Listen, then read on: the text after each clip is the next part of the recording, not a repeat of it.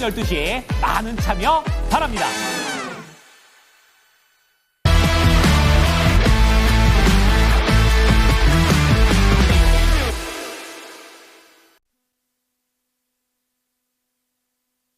네.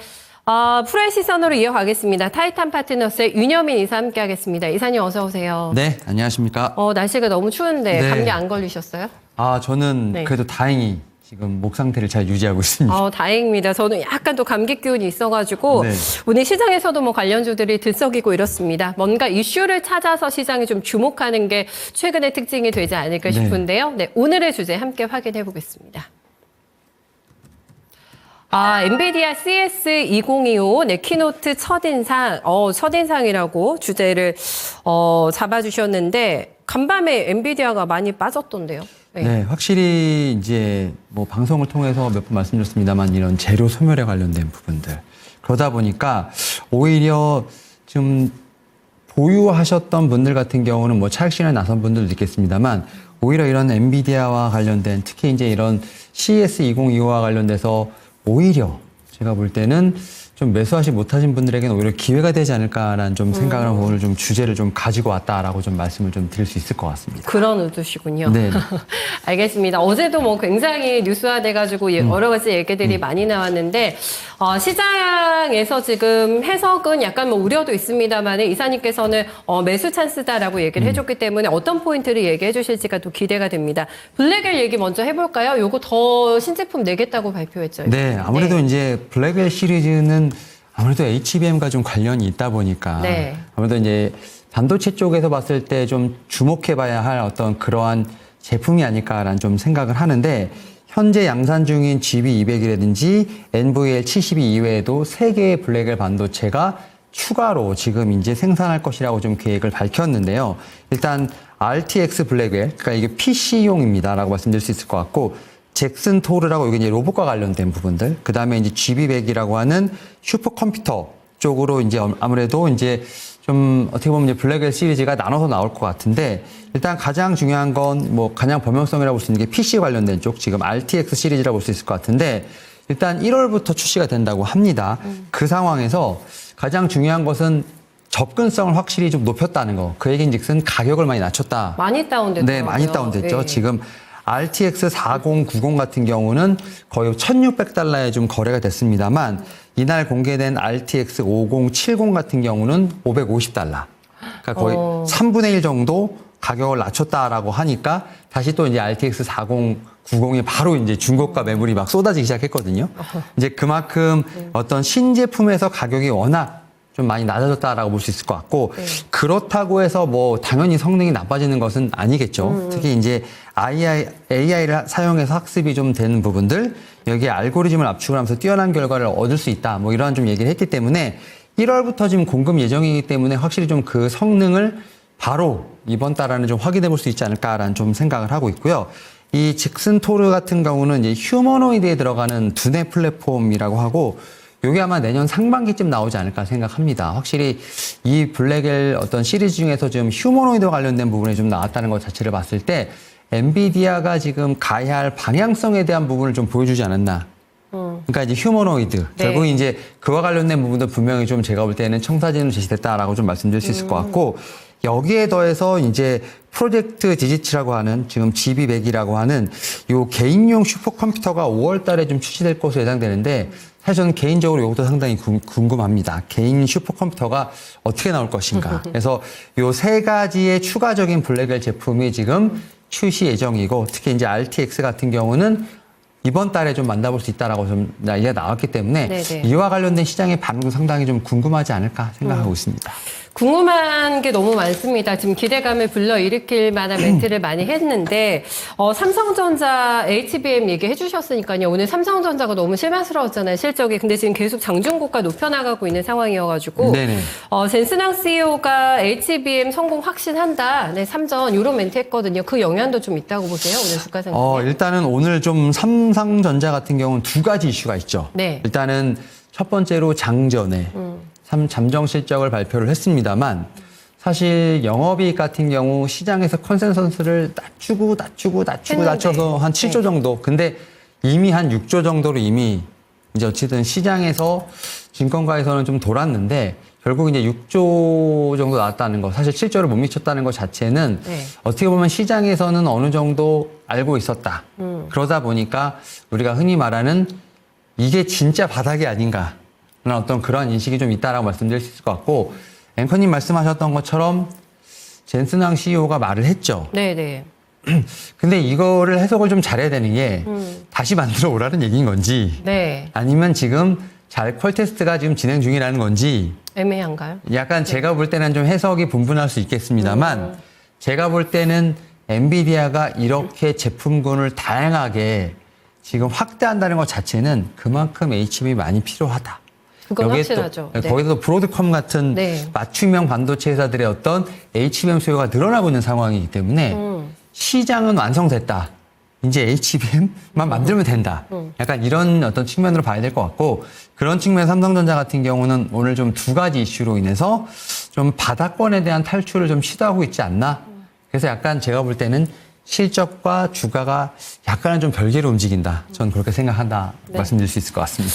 그러네요. 네, 뭔가 가바닥이 확실하기를 함께 좀 바라봐야 될 것 같은데 오늘 좀 갑자기 또 시세 많이 쏴가지고 한번 제가 여쭤봤네요. 코스모스 플랫폼 출시 이것도 어제 굉장히 화제가 됐었는데 로봇하고 자율주행을 만들기 위한 가속하기 위한 플랫폼으로 이해를 하면 될까요? 코스모스? 네, 일단은 코스모스란 좀 단어, 특히 이제 새로운 물리적 AI 개발 플랫폼이라고 하고 이제 피직스 AI에서 이제 나온다라고 말씀드릴 수 있을 것 같은데, 말씀하셨던 것처럼 이제 물리적 AI 같은 경우는 로봇이라든지 자율주행 같은 물리적 세계에서 상호 작용하는 AI 시스템, 여기에 코스모스 같은 경우는 이들 시스템을 로봇 등에 좀 방대한 데이터를 학습할 수 있도록 지원해주는 플랫폼이라고 볼 수 있을 것 같고, 이렇게 생각하시면 됩니다. 그러니까 엔비디아 같은 경우가 하드웨어를 만드는 게 아니라 그 안에 들어가는 소프트웨어를 만드는데 네. 이거를 좀 플랫폼화해서 이제 어떻게 보면은 이 플랫폼 안에서 구현할 수 있도록 시스템을 만든다고 보시면 될 것 같아요. 그래서 결국은 이 로봇 같은 경우가 사실 어떻게 보면 뭐 아무나 모든 개발자가 로봇에 대한 어떤 접근할 수 있는 부분이 아니니까 엔비디아가 참 무서운 게 이거와 관련된 표준화를 하겠다라고 보시면 됩니다. 네, 그러니까 네. 엔비디아 어떤 플랫폼을 지금 우리가 흔히 말하는 지금 이제 AI 가속기 관련돼서 블랙웰과 관련돼서는 쿠다라는 어떤 소프트웨어가 있는 것처럼 네. 이거 같은 경우도 이제 코스모스란 어떤 그런 플랫폼을 통해서 로봇을 개발할 수 있게끔 어떻게 보면 이렇게 좀 시스템을 만든다라고 보시면 될 것 같아요. 결국 이제 우리가 생각하는 엔비디아를 쓸 수밖에 없는 상황이 또 돌아가겠구나라는 어떤 그런 생각을 하시면 될 것 같고, 네. 그만큼 이제 어떻게 보면은 로봇이라든지 자율주행을 좀 개발하는 데 있어서 어떻게 보면 통일된 플랫폼 자체가 없었다는 거, 어떤 그러한 틈을 노리면서 엔비디아가 이런 플랫폼을 내놨다라고 좀 볼 수 있을 것 같고요. 코스모스 같은 경우는 뭐 최신 생성형 AI 모델, 여기에 더해서 토크나이저라고 하는 텍스트를 모델로 이해할 수 있는 작은 단위의 토큰을 좀 분류하는 도구, 여기에 또 이제 시스템 가속화된 영상 처리 파이프라인으로 좀 구성된다라고 좀 말씀드릴 수 있을 것 같고, 이 부분에 관련돼서는 저도 좀 조금 공부가 좀 필요하지 않을까. 어제 좀 나왔긴 했는데 네. 어쨌든 이 플랫폼 같은 경우가 상당히 좀 속도라든지 어떤 구현하는 게 상당히 빠르다라고 나오고 있습니다. 2천만 시간의 분량의 영상을 단 14일 만에 처리한다라고 좀 얘기가 나오고 있고, 토크나이저 같은 경우는 기존 처리 속도보다 12배 이상 빠르다고 강조했기 때문에 이 부분에 대해서도 제가 앞서서 말씀드렸던 것처럼 내년 상반기 정도쯤에 볼 수 있다라는 어떤 얘기가 나오는 상황이기 때문에 이 부분에 대한 저도 좀 궁금증은 상당히 올라가고 있다라고 좀 말씀드릴 수 있을 것 같고, 여기에 더해서 뭐 AI 에이전트라고 하는 지식 로봇이라고 해서 좀 이런 부분을 또 확장하는 또 어떤 그런 개념도 좀 보여줬다라고 말씀드릴 수 있을 것 같거든요. 그래서 이런 부분들에 대한 어떤 엔비디아의 지금 이제 어떤 블랙웰뿐만 아니라 여기서 더해져서 자율주행, 로봇, 결국 이런 부분을 다 플랫폼화하는 시스템화하는 어떤 그런 작업을 지금 하고 있다라고 생각하시면 될 것 같습니다. 네.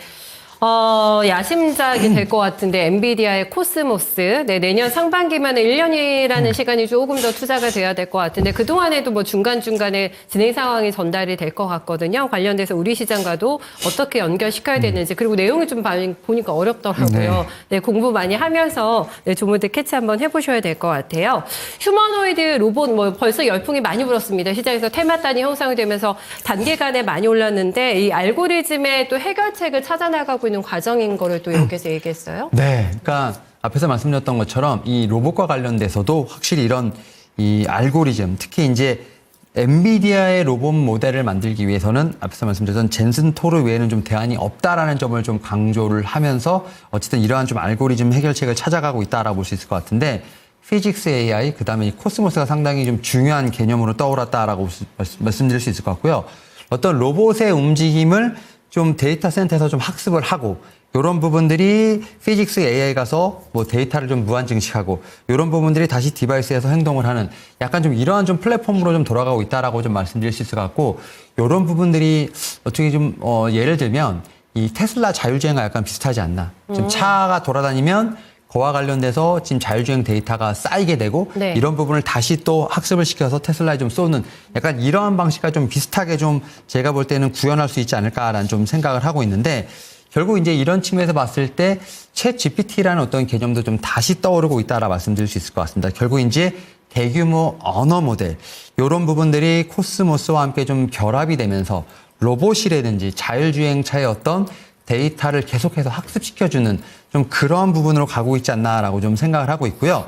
이미 엔비디아 같은 경우는 여러 회사들과 지금 협업을 하고 있다라고 얘기가 나오고 있는데 첫 번째로 좀 로봇 기업, 뭐 이제 에자일 로봇이라든지 피규어 AI, 뭐 에질리티 같은 이런 로봇들과 함께 이미 지금 협업을 하고 있고 특히 자율주행 회사라고 볼 수 있는 뭐 샤오펑이라든지 와비 여기에 더해서 차량 공유 업체인 우버가 이 플랫폼을 좀 채택을 하면서 협업을 좀 진행하고 있다라는 얘기가 좀 나오는 상황이기 때문에 확실히 이제 제가 볼 때는 이런 물리적인 AI가 결국 이제 로봇으로 좀 탑재가 되고 그러한 로봇이 좀 대중화가 되면서 제가 볼 때는 뭐 자율주행까지도 계속 그런 범위가 확장되어 가는 좀 그러한 좀 범용성 있는 로봇공학을 만들기 위한 엔비디아의 큰 야심을 좀 볼 수 있지 않을까라는 좀 생각을 하고 있고 거기에 제가 말씀드렸던 것처럼 한 가지 좀 단점 아닌 단점은 엔비디아의 플랫폼을 사용할 수밖에 없게끔 약간 락인 효과를 걸어놓는 좀 그러한 부분이 있다라는 점. 네. 그래서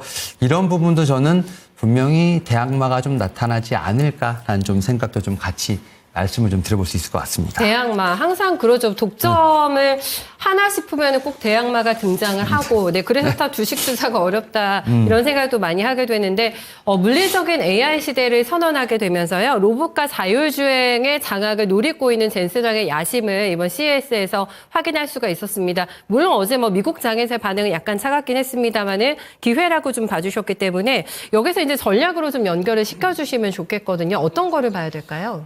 사실은 이제 로봇 관련된 종목들이 한 2, 3주 전부터 미리 좀 움직였죠. 단기 급등이 과해서, 예. 그러니까 대부분 이제 우리가 흔히 말하는 로봇 관련된 종목, 뭐 레인보우 로보틱스라든지 지금 이제 두산 로보틱스 같은 경우 보면 차트를 보면 한 80에서 90% 정도 조정을 받았다가 최근에 2, 3주 동안 약간 갭상승을 하면서 사실 어떻게 보면은 단기 급등을 했다라고 볼 수 있을 것 같고 특히 이제 어제 어떤 이제 이런 이벤트 소멸로 인해서 다시 한번 또 운병을 그리면서 좀 주가가 흘러내리는 모습이 나오고 있는데 주가를 좀 길게 놓고 보게 된다고 하면 사실 2, 3주 전에 올랐던 주가가 전고점 대비해서 여전히 뭐 한 70% 정도밖에 오르지 70% 정도 지금 제가 볼 때는 조정을 받았기 때문에 그게 뭐가 오른 것이냐라고 볼 수 있겠습니다만 일봉상 보게 되면 어떻게 보면 사실 좀 급등했던 부분들 그러다 보니까 오히려 지금의 차익 실현 매물이 나오는 것 자체가 저는 기회가 아닐까라는 좀 생각을 하고 있고요. 특히 로봇 같은 경우는 이번 CES 2025에서 어떻게 보면 하나의 주제로서 테마로서 움직이고 있습니다만 결국 테슬라와 엔비디아가 그려가는 세상에 있어서 하나의 축이 되지 않을까라는 좀 생각을 하고 있고요. 특히 1월 20일 뭐 이제 다들 아시겠지만 트럼프가 이제 임기가 시작된다고 하면 그와 관련돼서 자율주행부터 시작해서 로봇 관련된 상당히 많은 규제가 좀 철폐될 것으로 보이고 있기 때문에 이와 관련돼서 또다시 어떻게 보면 시장에서 주목받을 수 있는 섹터가 아닐까 생각을 하고 있고요.